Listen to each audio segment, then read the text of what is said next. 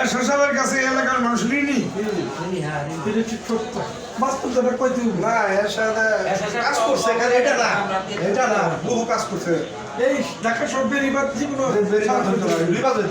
ঢাকা শহর যাই হোক ভাই সাকাম থ্যাংক ইউ। রঞ্জিত চা আপনি মেম্বার সাহেব, আমার কত হলো ভাই, আমি তো দেশের বলা না সভাপতি তো আমি বাজারে এলাকার পর আমি এন আমার স্বাস্থ্য বইনের বিয়ে আসছি, এন আমার ফুফুগো বাড়ি, এন আমার ওই যে আরেক বোনের জামাই যে সাইফুলের বাপে, এন এই যে রফিকরাম আত্মীয় আমার ওই যে নবী সরকার নবী মাতবর আক্কু মাতবরের আক্কু মাতবর কিন্তু আমার খুব গেতি গোষ্ঠী সব কাজে আমরা তো কাইলা গুড়া প্রাণী এগুলো তো আমার সব একটা আলাদা একটা আছে।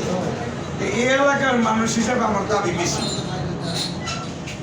এই এলাকার মানুষ হিসেবে দাবি বেশি দাঁড়িয়ে আছে এটাই আপনারা এলাকার হিসাবে সব দিকে আরেকটা বিষয়, আমরা তো একই এলাকা, আরেকটা বিষয় আছে।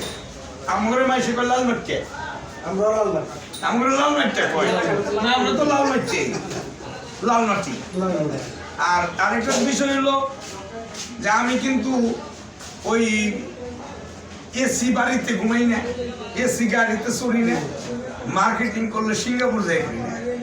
আমি সাধারণ মানুষের সাথে আমার সম্পর্ক, আমি সাধারণ মানুষের সাথে চলাফেরা করি। আমি যেখানে সেখানে আমার এই বয়সে আমার এই জীবনে আমি মনে হয় যে 10,000